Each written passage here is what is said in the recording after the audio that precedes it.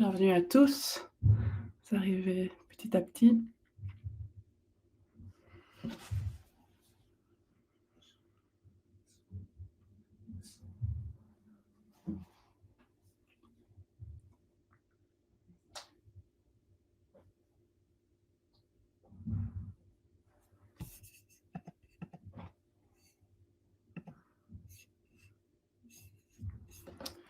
Voilà, je propose peut-être il est 10h02 qu'on démarre, si ça vous va, et puis les autres arriveront, au compte-gouttes, ils arriveront. Donc voilà, bienvenue à tous, merci beaucoup d'être là avec nous aujourd'hui.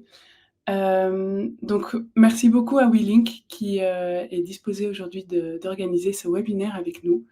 Un particulier merci à Samantha et à Gilles qui sera notre présentateur aujourd'hui, donc qui est déjà un coach assidu et très engagé chez Funds for Good, donc merci à lui, et qui a déjà coaché plus de 3 entrepreneurs et qui aujourd'hui vous offre toute sa connaissance en fait dans le monde de l'assurance pour tout entrepreneur et entrepreneuse.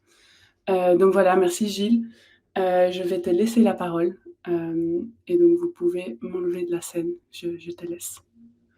Voilà. Merci beaucoup Olivia, pour cette gentille introduction. Écoutez, bonjour à toutes, bonjour à tous. Je suis ravi de vous rejoindre aujourd'hui pour ce webinaire, Funds for Good, WeLink. Mon nom est Gilles Frano, donc je fais ce métier depuis, presque 30 ans maintenant et je vais d'abord vous montrer en quelques secondes qui on est chez WeLink et puis on va parler aujourd'hui d'un sujet, qui, je pense est important à connaître. C'est le fait de dire que toute entrepreneuse, tout entrepreneur, malheureusement, peut avoir des grains de sable qui se mettent dans la mécanique et on va voir un petit peu comment éventuellement vous protéger efficacement là-dessus. Alors, je vais démarrer la présentation. Voilà, vous avez ici quelques slides qui vont se suivre les uns les autres forcément. Alors, chez WeLink, qui sommes-nous? Ben, WeLink est une entreprise belge qui existe déjà depuis 2015. Le nom WeLink existe depuis 2015 et est issu d'une fusion entre 3 groupes qui existaient déjà depuis des dizaines d'années. Donc, on a une expérience assez conséquente dans les domaines qu'on couvre. Alors notre métier, c'est quoi? Mon métier particulièrement, c'est d'abord de donner des conseils en planification patrimoniale, financière, fiscale à nos clients et ensuite de les aider à implémenter certaines solutions via notre casquette de courtier. Nous sommes, comme je vais vous le montrer, courtier indépendant et l'idée ici, c'est globalement de vous aider toutes et tous à mieux développer, à protéger, à vivre de votre patrimoine et à terme le transmettre, hein. On va parler de différents pans de tout cela dans les minutes qui suivent. Alors, nos clients, qui sont nos clients? Ce sont des particuliers, ce sont des entrepreneurs comme vous, ce sont des dirigeants d'entreprise, que vous soyez en personne physique ou en société, on peut vous aider et l'idée est de mettre à votre disposition des solutions avec cette casquette de courtier en matière d'assurance et de pension. Tout type d'assurance, mais on va parler aujourd'hui uniquement de tout ce qui concerne plutôt les protections ou l'épargne. On va pas parler de tout ce qui est responsabilité civile, voiture, incendie, etc. Nous avons évidemment beaucoup de spécialistes de tout cela chez nous, mais c'est pas le thème de notre webinaire aujourd'hui. Donc ça, on n'en parlera pas. On peut parler placement et assurance d'épargne, et aussi tout ce qui concerne les crédits, essentiellement les crédits à but immobilier. Nous sommes un courtier fort actif là-dedans, même dans des marchés qui sont pas évidents pour le moment. On peut vous aider à trouver des solutions. Alors, un peu de chiffres, voilà, on est présent un peu partout dans le pays. On a une vingtaine d'agences qui vont d'Arlon à Bruges, en passant par une présence assez concentrée dans le Brabant wallon et autour de Bruxelles. On est plus ou moins 350 personnes et on a un grand nombre de clients qui nous font le grand honneur et le plaisir de nous suivre depuis déjà pas mal d'années, comme je vous l'ai dit. Alors le thème d'aujourd'hui, c'est de vous aider à aller d'un point à un autre. Finalement, la vie n'est pas toujours un long fleuve tranquille, hein. Vous avez peut-être vu ce film d'Étienne Châtier il y a bien longtemps. Il peut arriver certains aléas, certains grains de sable qui se mettent dans une mécanique, mais de manière positive, il y a aussi des bonnes décisions à prendre tout au long de sa vie, qu'elles soient professionnelles, qu'elles soient privées. Notre but, c'est de vous accompagner, hein, et de mettre les pièces de votre puzzle dans le bon sens pour prendre des bonnes ou des meilleures décisions financières, d'épargne, de protection. Aujourd'hui, on va essentiellement parler de protection, comme Olivia nous l'a dit tout à l'heure. Donc, ordre du jour, comment protéger quelque part son train de vie, hein, ou autre façon de poser la question, quels sont les risques qu'un entrepreneur connaît ou risque de connaître tout au long de sa carrière? Eh bien, on va un petit peu passer ça en revue. Qu'est-ce qui se passe si à un moment donné, ben, suite à une maladie, un accident, il y a un problème, d'invalidité qui fait que vous savez plus exercer pendant un certain temps?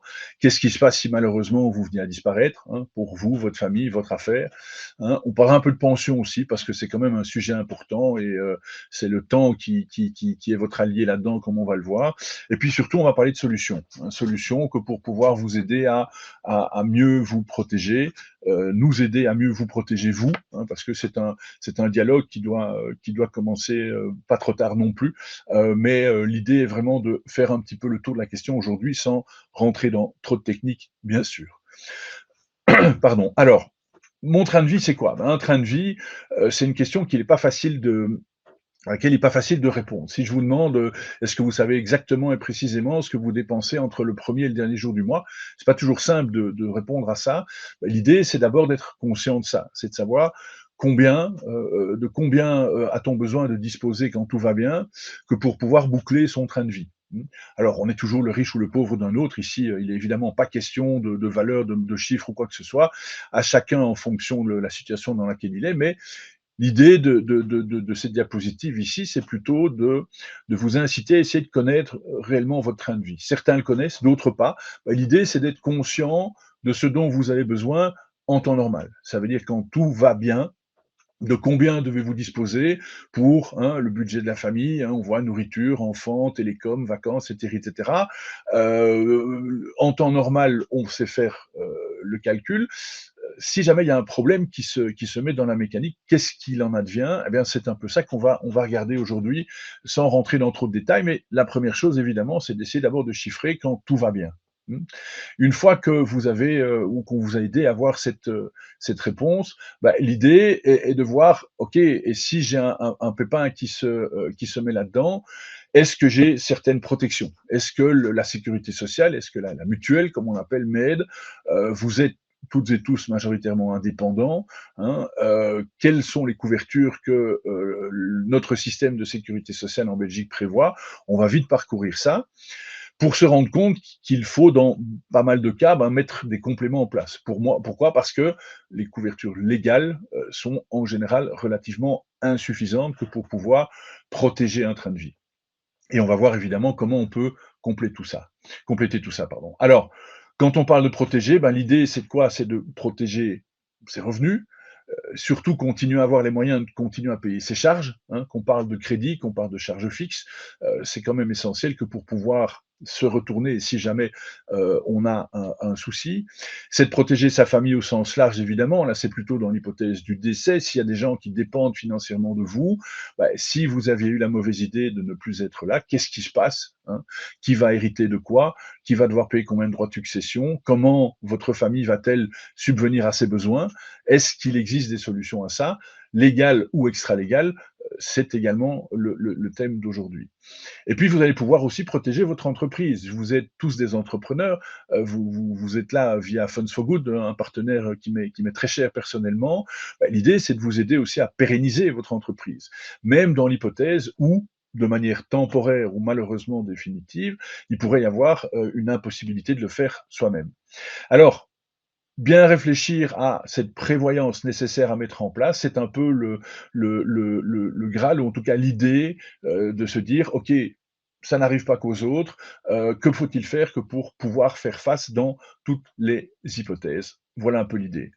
Donc, si on l'exprime différemment, bah, vous avez un certain revenu, hein, c'est la barrette verte quand tout va bien, quand en temps normal, vos affaires fonctionnent correctement. Bah, si, il y a un problème d'invalidité, ou pire évidemment de décès, bah, quelle est la couverture légale? Quel est le complément nécessaire pour essayer tant bien que mal de revenir à un revenu normal, ou en tout cas suffisant que pour pouvoir vous permettre de non seulement payer vos charges, mais continuer également à, pouvoir en vivre, hein. Donc l'idée, c'est celle-là, et donc quel est ce gap de revenus à identifier, auquel on peut remédier par la mise en place de certaines solutions qu'on va, décortiquer ensemble dans les minutes qui viennent. Alors, la sécurité sociale en Belgique, vous connaissez peut-être un peu le système. On est, aujourd'hui on a beaucoup de chance d'être dans un système qu'on appelle un système de répartition qui fait qu'aujourd'hui, en Belgique, malgré tout ce qu'on en dit, on est dans un des pays les plus protecteurs en matière de sécurité sociale. Ce système de répartition, comment il fonctionne? Bah, ce sont les actifs, ce sont les gens qui travaillent, qui génèrent des cotisations sociales, que ce soit un employeur, que ce soit un indépendant, et qui vont financer en bonne partie le budget de la sécurité sociale de manière globale. Ces enjeux financiers sont énormes, hein, essentiellement en matière de pension légale, hein, mais on va moins parler de pension aujourd'hui, mais plutôt plus de risques d'invalidité ou de décès. Il y a plein d'événements qui vont tourner, plein d'évolutions démographiques et autres qui tournent autour de ça. Le coût du vieillissement de la population, le rapport entre le nombre de personnes inactives par rapport aux personnes actives, fait que le financement de la sécurité sociale, bah, il est pas facile à réaliser et il est surtout pas facile à pérenniser. Il y a plein de réformes qui ont déjà été faites, mais qui doivent encore être faites, hein. Vous avez peut-être entendu parler sous cette législature-ci, il était question de réformer les pensions légales. Bah, la majorité n'a pas réussi à se mettre d'accord. Ça veut dire que c'est pas encore pour cette fois-ci qu'on va pouvoir vraiment mettre en place un système pérenne. Donc, on sait qu'il y a d'autres réformes qui devront venir. Qu'y aura-t-il dedans? Bah, c'est un peu difficile de le savoir vu la complexité que nous allons avoir probablement l'année passée pour avoir une majorité et un gouvernement qui va pouvoir nous faire avancer dans le bon sens. C'est pas toujours évident par les temps qui courent, malheureusement. Donc, lacune de la sécurité sociale, il y en a. Bah, l'idée est de se dire, nous avons peut-être intérêt à mettre en place, je ne vais pas dire notre propre système, mais en tout cas compléter un système légal qui malheureusement est un petit peu malade pour le moment. Le but étant évidemment de ne pas compter uniquement sur le volet légal. Alors, en Belgique, pour vous donner quelques chiffres, quand on est indépendant, hein, qu'on soit indépendant personne physique ou qu'on soit dirigeant de sa petite entreprise, qu'on soit gérant ou administrateur de son entreprise, si suite à une maladie ou un accident, on n'est plus capable de travailler, c'est-à-dire qu'on rentre dans un principe d'incapacité de travail, ben, la sécurité sociale en Belgique nous dit que les 8 premiers jours, les 8 premiers jours, il ne se passe rien. Il n'y a pas d'intervention complémentaire, donc l'indépendant qui ne travaille plus n'a plus de revenus. Et ce n'est qu'à partir du 9e jour et pendant la première année, et ça perdurera au-delà de la première année pour des montants équivalents à ceux-ci, le montant que la mutuelle va vous verser, si vous êtes malheureusement dans ce cas, eh bien, il va dépendre de votre situation familiale, si vous avez des charges de famille ou pas.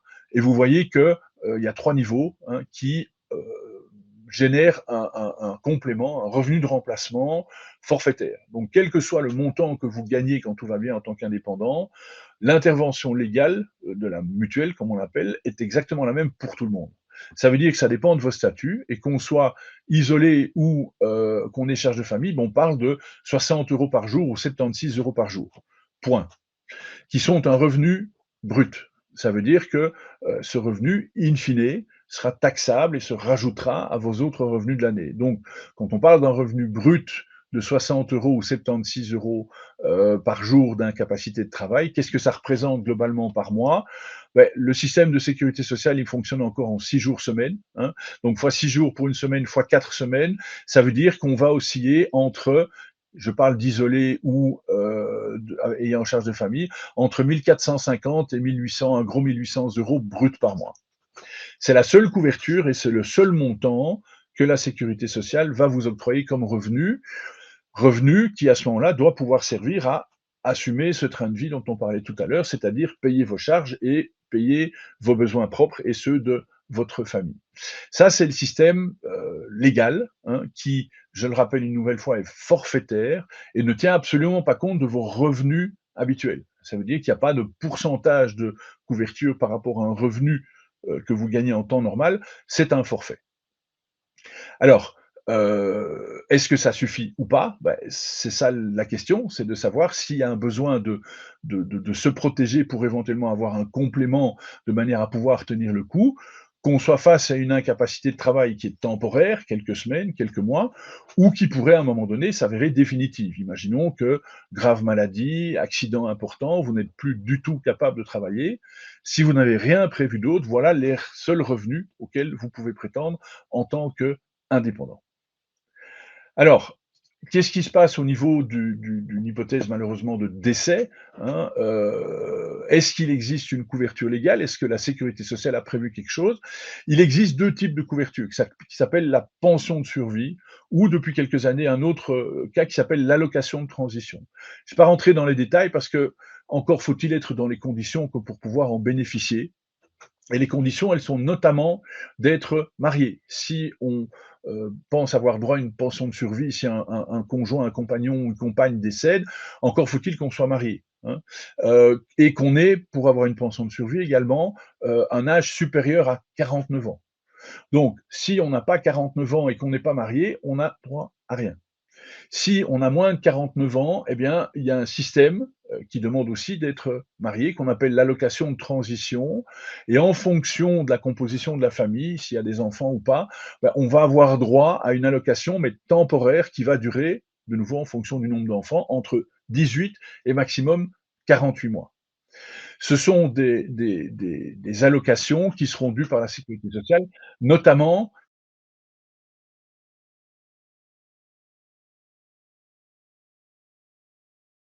tant que, personne survivante, donc si c'est vous qui êtes décédé, si votre conjoint ou compagnon a des revenus propres, il n'aura pas droit à ces allocations-ci. Et dans tous les cas de figure, les montants minimums, mais qui sont quasiment des montants maximum également, tournent autour des 20 000 € par an. Donc on est dans une hypothèse de revenus à peine plus important que les allocations dont on parlait tout à l'heure pour l'invalidité, et ceci, si on y a droit, est la seule protection que la sécurité sociale offre à un conjoint, à des enfants en matière de complément de revenus, si jamais il vous était arrivé quelque chose. Donc, nous avons une sécurité sociale qui donne des couvertures, qui existent en cas d'incapacité de travail, qui existent en cas de décès, mais elles sont non seulement limitées, elles sont la plupart du temps forfaitaires. Ça veut dire que, de nouveau, par rapport à votre situation personnelle, par rapport à votre train de vie, par rapport à vos revenus, je ne peux que vous inviter à faire un petit peu un inventaire de la situation, que pour pouvoir voir si il y a un gros risque à combler ou pas, si tel ou tel aléa se glissait malheureusement dans votre activité. Donc, vous voyez que les couvertures légales ne sont pas énormes, elles ont le mérite d'exister pour autant qu'on rentre dans les conditions, mais il est, je pense, de bon ton, surtout pour des indépendants, de mettre en place certains compléments pour vous couvrir correctement en cas d'invalidité ou couvrir votre famille ou les personnes qui dépendent financièrement de vous dans l'hypothèse malheureuse d'un décès. Alors, la pension légale là-dedans, bon, c'est pas trop le thème du jour, mais enfin je l'aborde quand même parce que c'est quand même un point extrêmement important de la sécurité sociale. Quelques chiffres. Bon, ben, la pension légale maintenant, son âge, l'âge auquel on peut toucher sa pension légale, il est de 65 ans à l'heure actuelle. Il va progressivement passer à 66 et 67 ans, 66 ans en 2025, 67 ans en 2030. Est-ce qu'on peut anticiper cette pension légale? Hein, on peut arrêter de travailler quand on veut, bien sûr, mais pour toucher la pension légale, si on veut la toucher avant l'âge légal, il faut cumuler des conditions d'âge et de durée de carrière. Par exemple, quelqu'un qui va arrêter de travailler avant 65 ans à l'heure actuelle, mettons à 63 ans, peut le faire et toucher sa pension légale uniquement si cette personne peut justifier de 42 ans de carrière effective. Ça veut dire que quelqu'un qui a une carrière plus courte que cela devra attendre 65 ans aujourd'hui que pour pouvoir toucher sa pension légale. Alors, la question subsidiaire, c'est de savoir, OK, quand on peut la toucher, très bien, mais combien est-ce qu'on peut toucher? Eh bien, écoutez, allez vous balader sur mypension.be, qui est un site fédéral très bien fichu, qui va vous donner, après que vous soyez identifié avec It's Me ou votre carte d'identité et votre code PIN, va vous donner la projection de la future pension légale à laquelle vous pourrez prétendre en prenant les hypothèses de revenus que vous avez aujourd'hui. C'est une information très importante et qui va vous faire rentrer dans un niveau de revenu complémentaire à la pension qui n'est pas nécessairement rose non plus. hein. Je vous donne ici en dessous le petit tableau avec plein de chiffres là, bah, c'est un exemple de coût, de pension légale en décembre 21. C'est le dernier chiffre officiel qu'on avait. Bah, en décembre 2021, vous voyez que la Belgique a payé ici dans la dernière colonne un total de 3 666 millions d'euros de pension légale sur un mois. Ça représente globalement entre 45 et 50 milliards d'euros par an. Et en fonction du statut que vous avez eu pendant votre carrière ou d'un statut mixte, hein, vous avez été peut-être un peu employé, un peu fonctionnaire, mais vous êtes probablement aujourd'hui surtout et avant tout indépendant puisque vous êtes des entrepreneurs. Ben, vous voyez que si on regarde la pension moyenne des indépendants aujourd'hui, si on divise le nombre de pensionnés indépendants, il y en a un peu plus de 500 000, par la dépense mensuelle qui est de 280 millions d'euros, ben, ça fait une pension moyenne de à peine plus de 500 euros, moyenne des indépendants. Alors, certains ont des pensions légales un peu plus importantes, certains ont des pensions légales un peu moins importantes. Ça va dépendre de la durée de votre carrière, ça va dépendre des revenus et du niveau de cotisation sociale que vous avez payé pendant votre carrière. Mais vous voyez que les chiffres ne sont pas roses pour les indépendants. Et donc, votre train de vie, bah, il faut penser à anticiper les compléments dont vous aurez besoin le jour où vous arrêterez de travailler, parce que ce n'est pas avec les montants de sécurité sociale et surtout de pension légale que vous promériterez en tant qu'indépendant que vous pourrez continuer probablement à assurer un train de vie correct. Alors, l'idée ici, bah, aujourd'hui, elle est de vous montrer aussi comment est-ce qu'on peut mettre en place des compléments possibles, hein. Quand on parle de revenus complémentaires, revenus complémentaires dans l'hypothèse où on est en incapacité de travail, on va appeler ça un revenu garanti, hein. Un revenu garanti, le principe, c'est quoi? C'est une compagnie d'assurance à qui vous allez payer une prime, hein, par an, qui va vous donner droit, si vous êtes en incapacité de travail, à un revenu complémentaire sous forme de rente mensuelle. C'est une couverture qui, pour les indépendants, est vraiment basique. Pourquoi? Parce qu'on a vu tout à l'heure les lacunes de la sécurité sociale. Si vous comptez uniquement sur la mutuelle pour compenser les revenus que vous aviez quand tout va bien, et surtout payer à continuer vos charges, à continuer à payer vos charges, pardon, vous êtes malheureusement un peu dans l'illusion. Ça va être assez compliqué la plupart du temps. En décès, bah, l'idée, c'est plutôt d'assurer des capitaux, hein. C'est de dire, voilà, s'il m'était arrivé quelque chose hier, ben, qu'est-ce que je fais pour protéger ma famille? Qu'est-ce que je fais pour leur permettre de payer d'éventuels droits de succession ou de continuer à élever des enfants si on n'est plus qu'un seul conjoint à élever des enfants? Ben, on va parler de la mise en place d'un capital qui va permettre à ce moment-là de compenser les lacunes du légal également.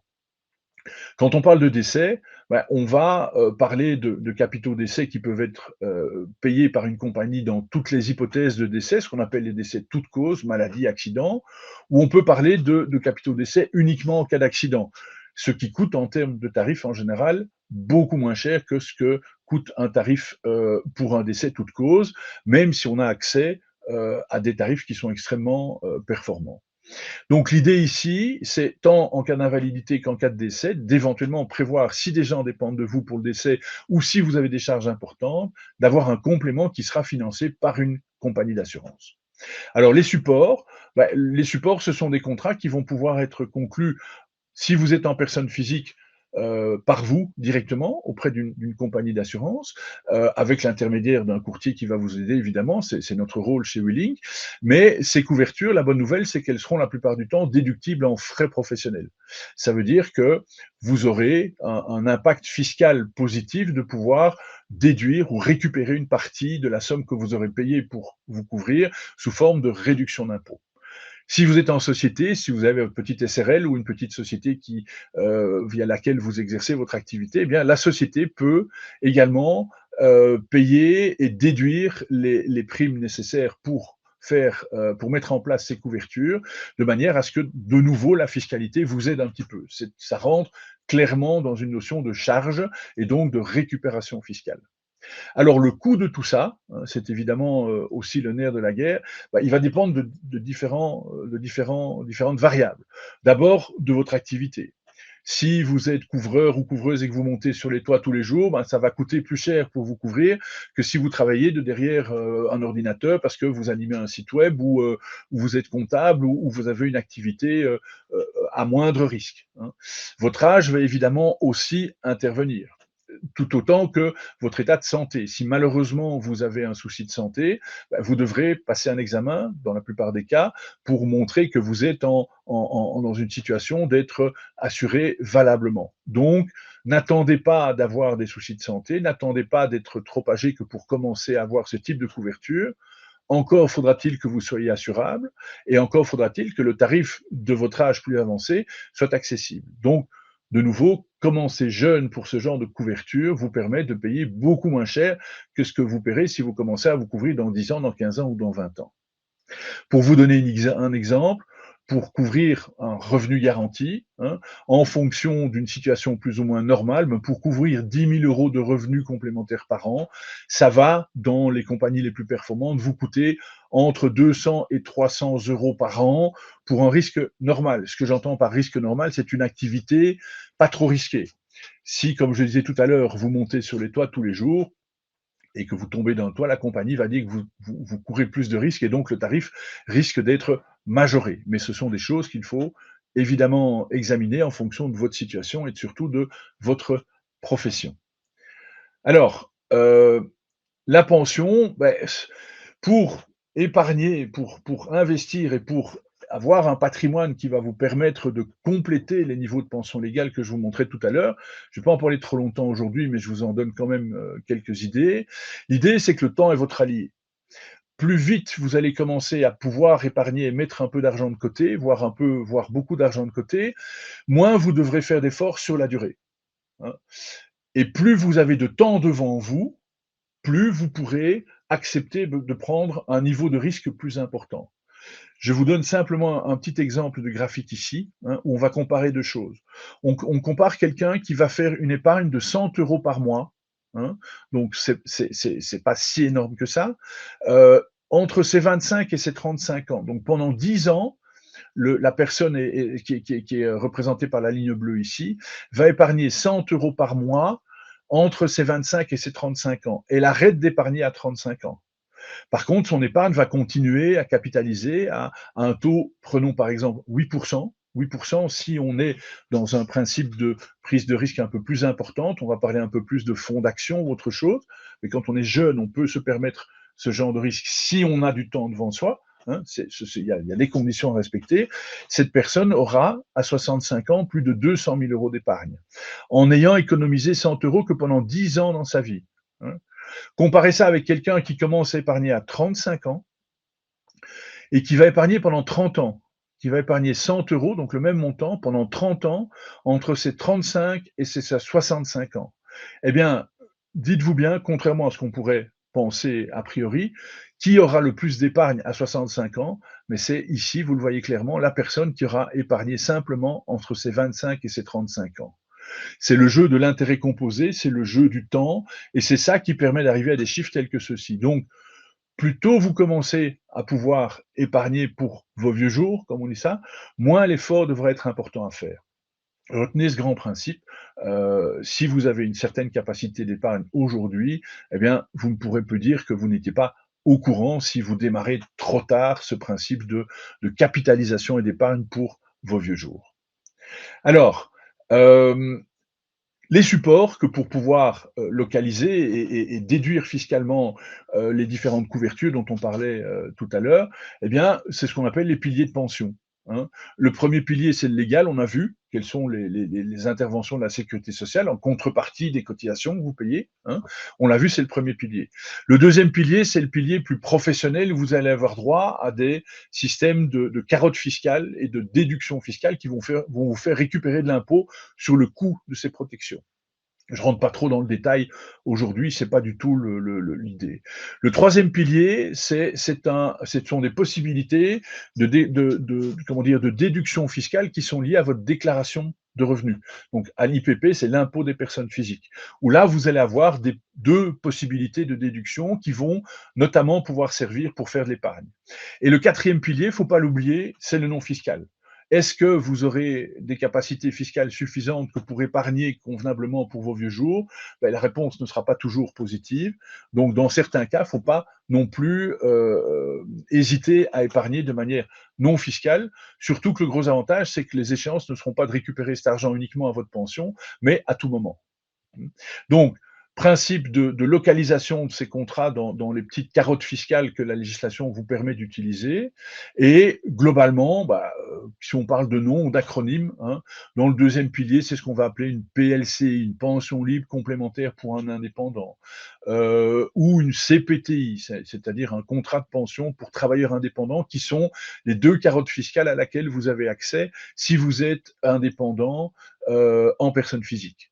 Si vous êtes en société, vous allez pouvoir mettre en place ce genre de couverture via ce qu'on appelle un EIP. C'est un engagement individuel de pension si vous êtes dirigeant de votre entreprise et que vous avez une rémunération dans votre entreprise.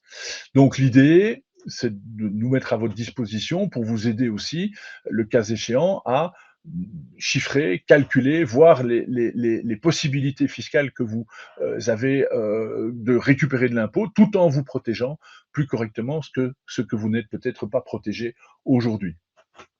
Le troisième pilier que je montrais il y a deux secondes, eh bien, ça se localise surtout dans ce qu'on appelle l'épargne pension. Hein.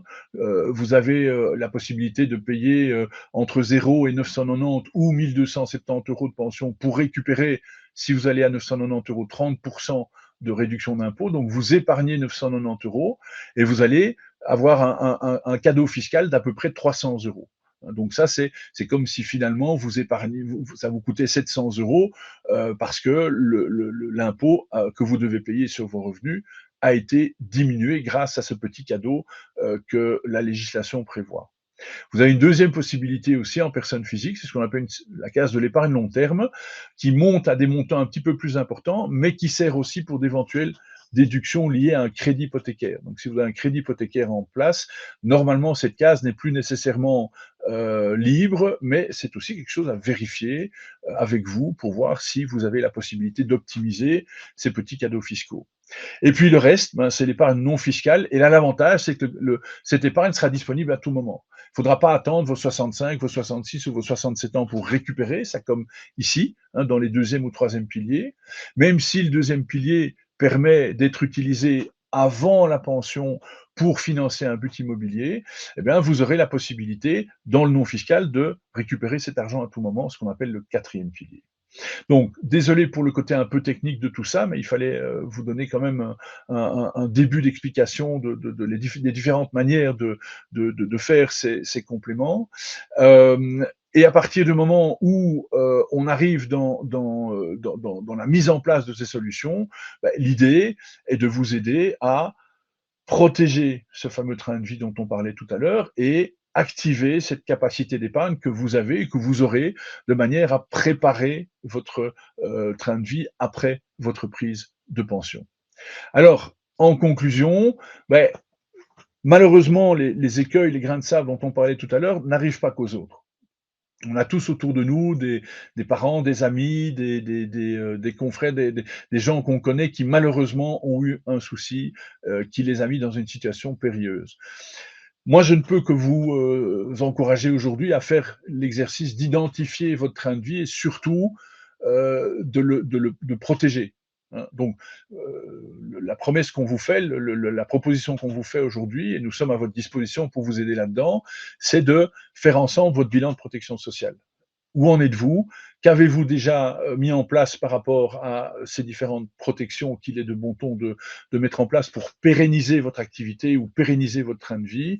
Et tout ceci simplement pour mieux vous protéger si malheureusement un grain de sable vient se glisser dans votre vie. Voilà en quelques minutes la manière, je pense, dont il faut aborder les choses pour voir si vous avez besoin de mettre en place ce genre de couverture ou pas. Se poser la question, c'est bien souvent y répondre. Et donc l'idée ici, c'est non seulement de pouvoir se dire qu'aujourd'hui vous en êtes conscient et vous êtes au courant de ceci, mais que WeLink est à votre disposition pour vous aider à faire ce bilan de protection sociale avec vous. Alors, vous avez des coordonnées ici qui sont assez faciles en ce qui me concerne, mais vous trouverez les différents contacts de WeLink sur internet en fonction des endroits où vous habitez. Vous avez vu qu'il y avait pas mal de bureaux à gauche, à droite, et vous êtes forcément pas très loin d'un bureau WeLink. Nous sommes à votre disposition pour faire cette analyse et vous aider, tout en vous souhaitant bien sûr que tout ceci se passe bien et qu'il vous n'arrive jamais rien. Mais ça, malheureusement, ça n'arrive pas qu'aux autres. Voilà, merci pour votre attention. Je ne sais pas s'il y avait quelques questions. Il y a un chat privé via lequel vous pouvez poser des questions. Vous pouvez nous envoyer un mail également. Vous avez mon adresse mail, mais vous pouvez l'envoyer de manière plus générale aux différents bureaux Willink. Nous nous ferons un plaisir de vous répondre. Et d'ici là, je ne vois pas de questions à court terme qui apparaissent. Je ne peux que vous souhaiter une bonne journée et espérer vous croiser un de ces jours lors d'un des événements de Funds for Good, qui est un magnifique projet qui nous réunit aujourd'hui et dans le cadre duquel nous aurons certainement l'occasion de nous revoir. Merci beaucoup, merci à toutes, merci à tous et je vous souhaite une excellente journée. Au revoir.